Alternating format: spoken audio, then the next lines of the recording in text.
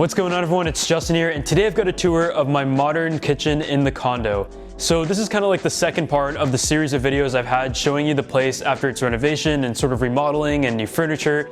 So this is probably the area that saw the biggest change of the entire place. Even though I'm not someone who cooks that much because I tend to travel quite a bit for work, and a lot of times it's last minute and having to figure out groceries and making sure nothing goes expired is somewhat a challenge. Cooking's definitely one of those things that I want to get better at. So in this video, you're going to see me cook as well. And it's a menu that my friends picked out, and I just went ahead and tried to cook it with very little instruction aside from the instructions on the website. So that should be pretty funny. But when it comes to the kitchen itself, this is kind of like a modern farmhouse look. When I was kind of picking out the renovations and deciding what to do with the place, the floors was the first thing that had to be changed. And I feel like because our floors were getting ripped out and it was going to be a huge mess anyways, the kitchen before was one that was functional and it definitely worked and didn't have any major flaws with it, but both the quality and design definitely wasn't the best. So I decided that the kitchen was something that I really wanted to do because it is such a large part connected to the living room and the dining room in the main area of the space. If you guys like to see me do like a full makeover video of the before and after from the teardown of the original one over to the final product,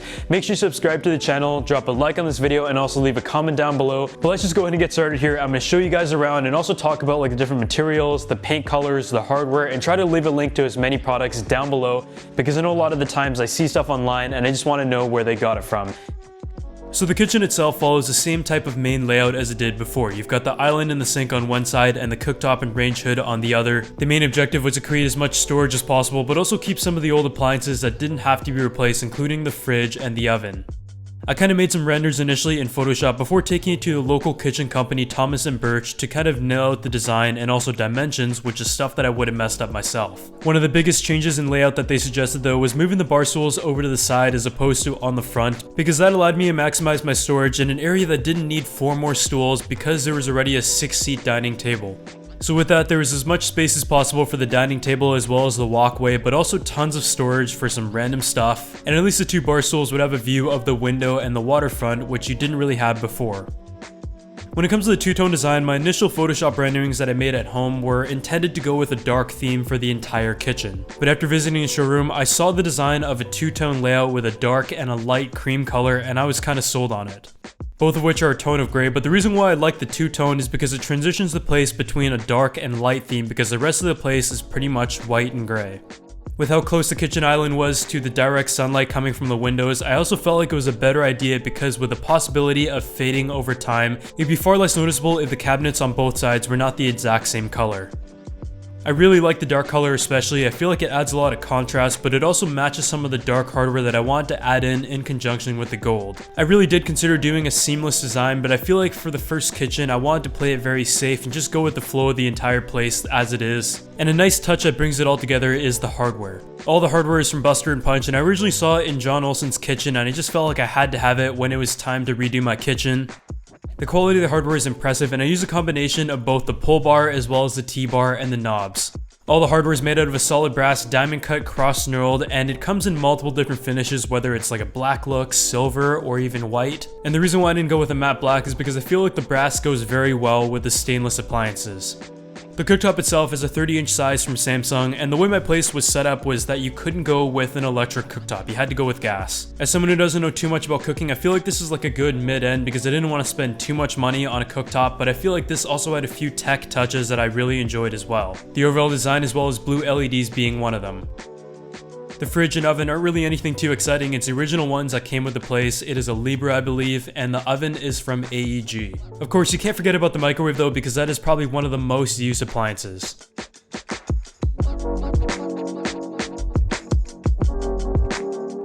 So now moving over to the island, you can see it's just a few feet away from the dining table, and it's just nice to have 3 large deep compartments for storage. The faucet itself is the Brizo Litz, and I saw this over on Pinterest initially, and I feel like a lot of the design choices of the kitchen kind of revolved around this. The bronze knurled finish matches the hardware from Buster & Punch perfectly, and the rest of the black matte finish goes well with the sink.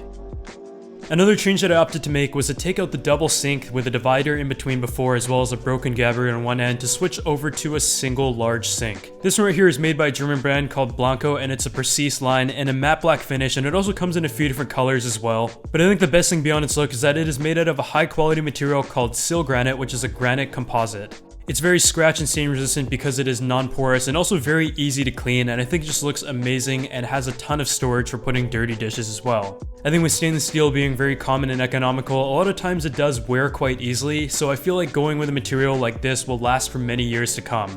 Although I was worried at first that the black finish of the sink as well as the faucet wouldn't go well with the rest of the kitchen, it actually did turn out pretty good.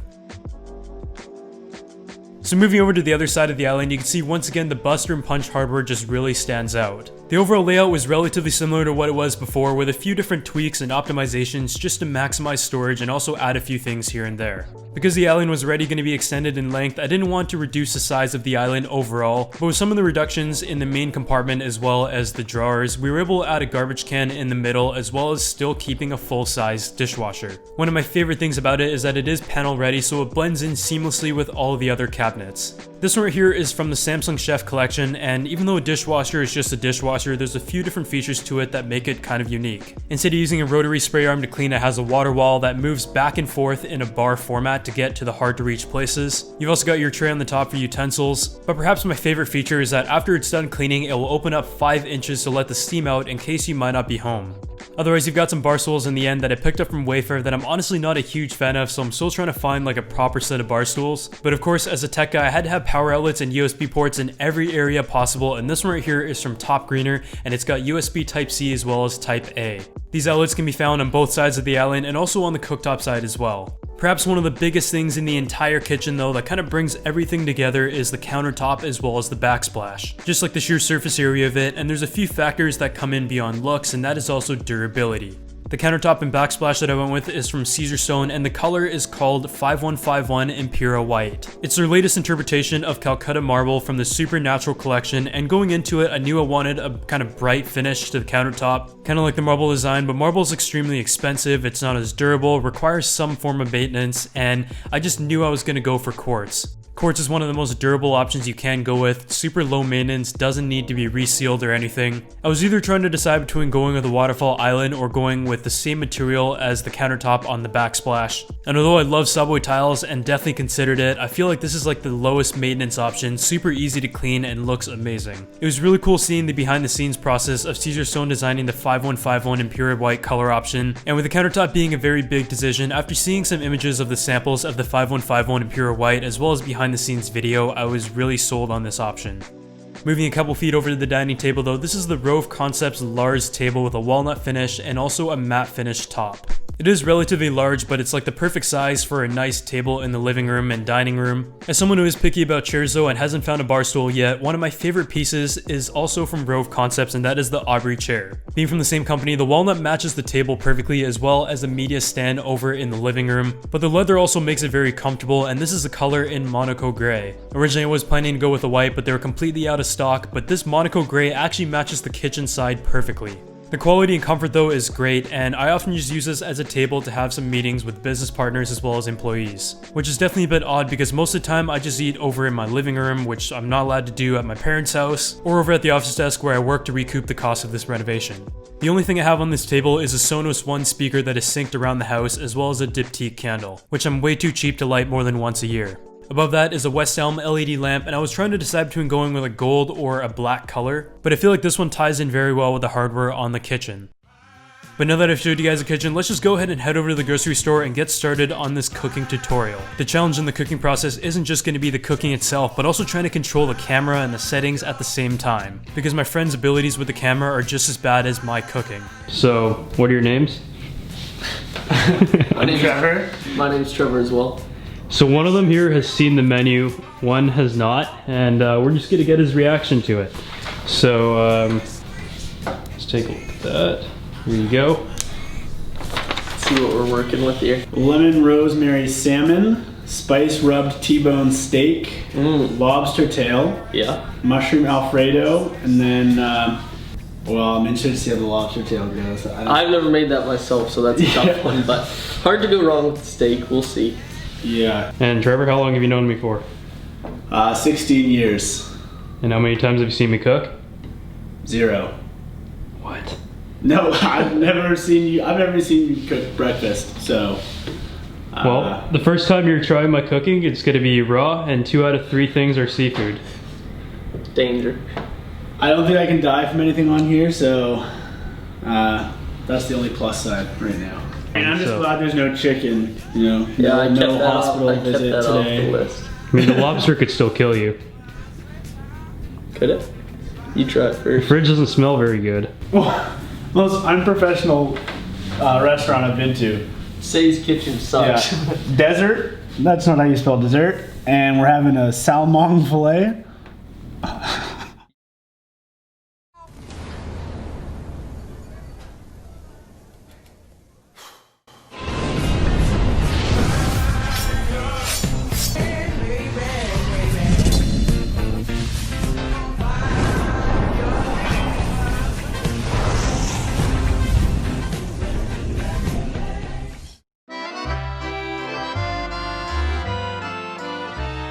So after the trip to the grocery store, I've got all the supplies laid out in front of me, and I think the biggest thing I realized is just how few cooking tools I have. I had a couple pots and pans and a few knives here and there, but I didn't really have a cutting board, and I also didn't have salt or pepper anywhere in the kitchen.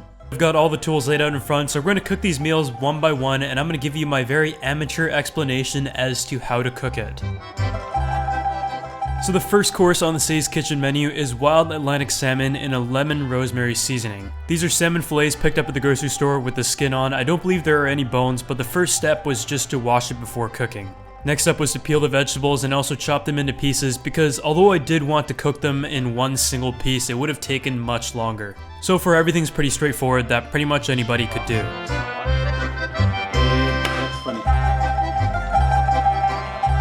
Although the instructions did say to fire up the oven and cook it through that method, I decided to use a pan just because I wanted to challenge myself. First step was just to throw all the vegetables in the pan and let them sit for a while because these are probably going to take a little bit longer than the fish. Honestly, whenever I do cook, I don't really use salt or pepper, I just eat like very bland, maybe throw a little bit of sauce on it, but in this case, because I wasn't the one that was eating it, I decided to season it with just a bit of salt and pepper.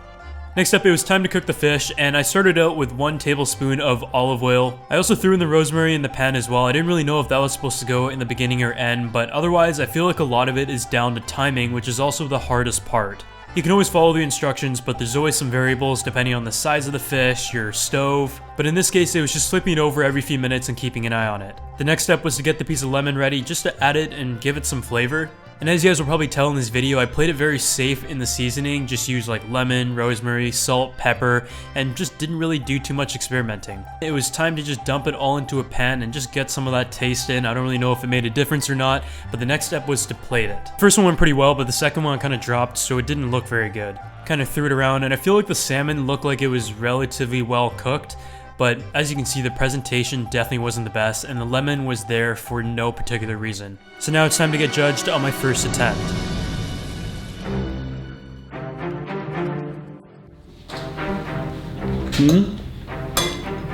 It's pretty moist, so hopefully it's cooked. That's not bad. Yeah. That's pretty good. I'm going in for a carrot now. Yeah. I thought I'd have some more shit to talk, but did a decent job. There's another hair in here. Is that a black hair? No, there's not. It's yours. No, there's not. All right, that's negative 10 That's- points on the loss presentation is now. there. You lost everything.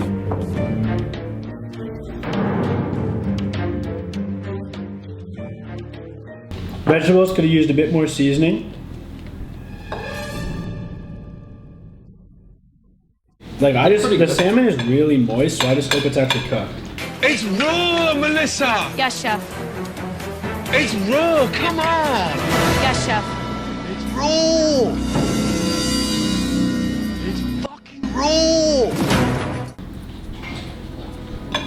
overcooked is no It was problem. cooked for 8 minutes.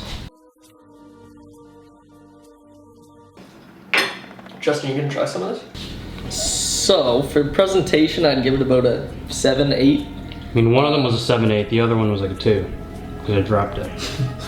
I mean, it was nicely laid out. Once we found a hair, though, that it kind of lost me. 2 hairs. Yeah. True. So that I don't know if that goes in a presentation or.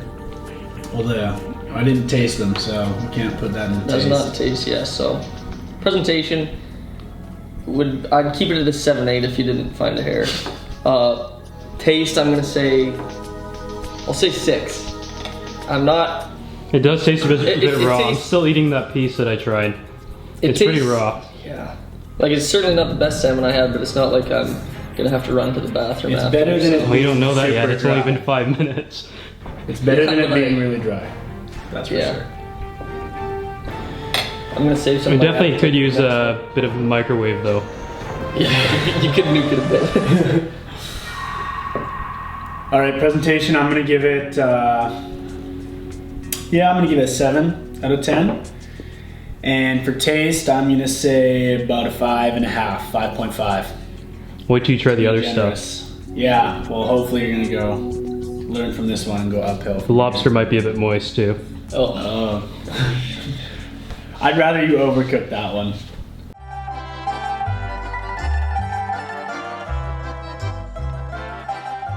So the first course was a little bit undercooked, but the good thing is the second one is a spice rub T-bone steak that can't really be undercooked. The first step was to set up the seasoning, and apparently I was doing it wrong just by throwing it on the steak instead of mixing up the spice rub beforehand. The next step was to spread it evenly, and I personally don't really like to put too much seasoning on my cooking, but my friends said that they wanted me to put a little bit more. For this one, we're starting off the pan with some butter instead of olive oil, and another little challenge that I decided to try was to cook lobster and throw it with the steak. Funny enough, even though I don't cook that often, I actually have cooked lobster before because I wanted lobster once and my mom told me to go to the grocery store and cook it myself.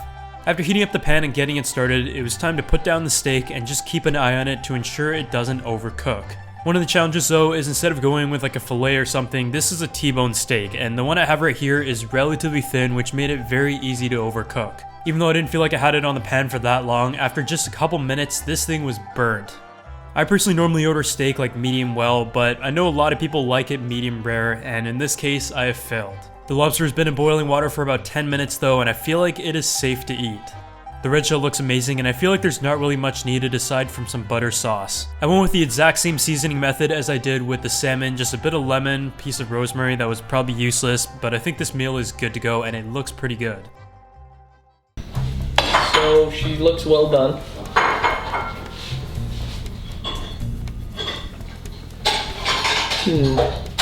How bad is it? I mean, it's a steak. I prefer medium rare. That's what I was hoping to get. You made it well done, but the seasoning's pretty good. Can't complain there, but the timing just a little bit off so far.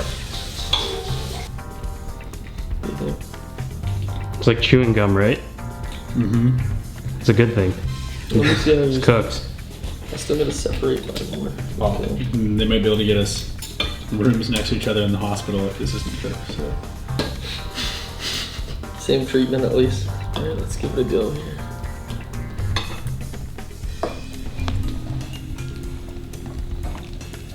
And honestly, It's yeah, I'm it's got some good surprised. taste to it. It's better than I expected it to be. Better than the salmon. Better than the salmon. Yeah. We were a bit too nice on the salmon. Yeah, that probably. It was pretty mushy. It wasn't that good. Yeah. For this one, I think the presentation's gonna get a 6 out of 10. There was a little less decoration for this one, It was but also burnt. that too. No hairs though, so that was a plus. Salmon was all, the lobster was all curled up, so I think Yeah. it looked great. But The lobster could use some work, but taste-wise, this is gonna get a 6.5. So you're going up. Yeah. You're moving up. I'm gonna say for taste, I mean it's good. I had the whole dish, but I'm gonna say 6.1. Solid, but I know if I went to the keg, I'm getting a lot better. So, and then presentation, we'll do a 6.5. Didn't look bad. I mean, the lemon on there, rosemary, steaks all to the side. Did a pretty good job. Are you trying to wash it down now? A little bit.